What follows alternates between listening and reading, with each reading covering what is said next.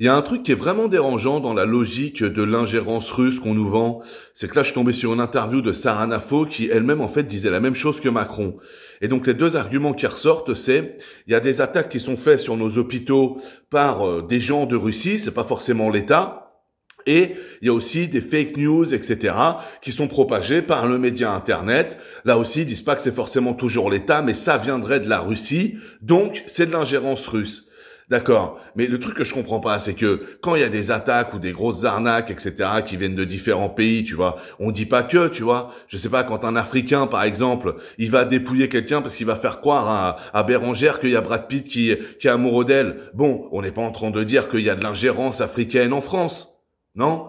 Quand t'as un Israélien qui va faire une grosse escroquerie sur la taxe carbone ou quoi que ce soit en France, etc., on n'est pas en train de dire que c'est de l'ingérence israélienne. Mais pourquoi, en fait? Je comprends pas. Si on prend l'exemple des médias maintenant et d'Internet, donc l'ingérence de la Russie, ce serait que la Russie, ou des ressortissants russes, hein, c'est bien ce qui est dit par Sarah Nafo, pourrait se permettre à certains moments d'attaquer, de mettre des fake news en place et donc d'attaquer d'une certaine manière la politique du gouvernement, etc. D'accord. Mais quand t'as des chaînes info, en fait, qui sont tenues par des gens qui sont du coup pro-israéliens, pourquoi est-ce qu'on voit pas ça comme de l'ingérence? Pourquoi est-ce qu'on se dit pas dans ce cas-là, ok, donc du coup, si c'est un problème que la Russie puisse donner sa version des faits ou donner des news, entre guillemets, en France, sur un site français, etc., pourquoi est-ce que ça nous pose pas de problème quand c'est un pro-israélien qui le fait? Et pourquoi est-ce qu'on relie automatiquement les ressortissants russes, même tchétchènes, hein, d'après ce que j'ai vu de Darmanin, qui avait l'air de dire que la personne qui avait attaqué Monsieur Samuel Paty, en fait c'était un tchétchène, donc c'était un russe, donc c'était de l'ingérence russe, tu vois, encore une fois, le super raccourci fait en 3 coups de cuillère à peau. Ok, très bien, mais pourquoi on fait pas la même chose, par exemple, pour Israël?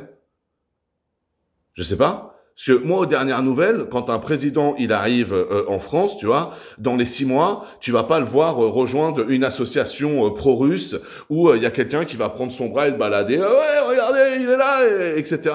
Tac. Voilà. Je sais pas. Non, ça n'arrive jamais en fait. Ça n'arrive jamais non plus dans le monde arabe, dans le monde africain, dans le monde asiatique, etc. Non, ça n'arrive jamais. Par contre, ça arrive avec le CRIF. Donc du coup, si moi je fais comme Darmanin, le CRIF, alors c'est Israël du coup. Bon, alors dans ce cas-là, pourquoi est-ce que là, on voit pas ça comme de l'ingérence israélienne? Surtout que moi, en tant que citoyen, je pourrais vraiment me poser des questions, parce que je vois bien autour de moi que, très franchement, il n'y a pas un seul Français que je peux croiser où, quand tu parles du conflit israélo-palestinien, tu tombes sur des gens qui sont en mode, non, franchement, c'est super ce que fait Israël, et tant mieux pour la Palestine si tout le monde meurt, vive les guerres, c'est génial. Bizarrement, il y a personne qui dit ça, hein. Non, je veux dire, il semble clair qu'une grande majorité des Français sont choqués par ce qui se passe là-bas. Bizarrement, le président français, il dit rien. Non. Non, il dit rien.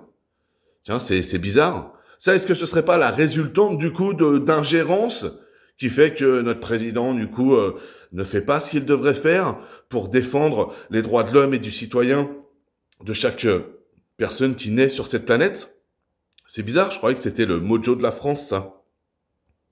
Non? Donc pourquoi est-ce que je vous dis ça? Je vous dis ça parce qu'en fait, c'est très rigolo de voir que c'est vraiment toujours la même méthode, en fait. Voilà. Sur la même méthode, c'est-à-dire qu'il suffit juste de reprendre des petits exemples à gauche et à droite, qu'on monte après en épingle, en laissant sous-entendre que si une personne l'a fait, ça veut dire que tout le monde le fait. Si on a réussi à le voir une fois, ça veut dire que, ok.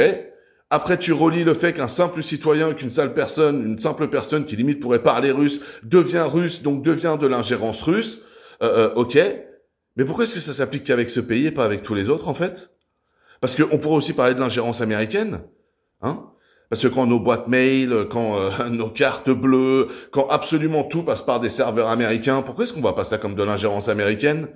Quand pour se déplacer, pour savoir où est-ce que tu es en Europe ou en France, tu as besoin de te servir du GPS, le GPS qui est un réseau et un service mis en place par les États-Unis d'Amérique. Pourquoi est-ce qu'on voit pas ça comme de l'ingérence?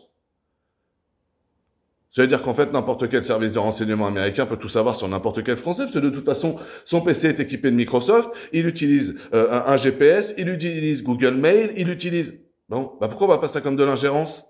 C'est marrant. Surtout que c'est marrant, parce que là, vous allez voir qu'on va commencer à vous dire qu'en fait, les États-Unis, maintenant qu'on les aime plus, on va aller chercher des points d'ingérence. Donc en fait, c'est vraiment une histoire d'amour, c'est vraiment une histoire de guerre, quoi. Voilà, on parle pas des vraies ingérences, on parle pas des vrais problèmes, parce que les ingérences les plus profondes, c'est celles dont on ne parle jamais, parce que quand on en parle, après on a des problèmes. Et puis après, il y a des gens qui veulent vous faire des procès, pour faire croire que vous êtes raciste, ou que vous êtes truc, ou que vous mélangez tout, alors que c'est pas moi qui mélange tout. Non, non, non, ceux qui mélangent tout, c'est ceux qui veulent nous créer des ennemis qui n'existent pas, quoi. Et qui est la Russie. Ça, c'est les gens qui mélangent tout. Voilà, petite réflexion que je voulais vous partager. Je lirai vos commentaires. Je vous fais à tous de gros bisous. Big!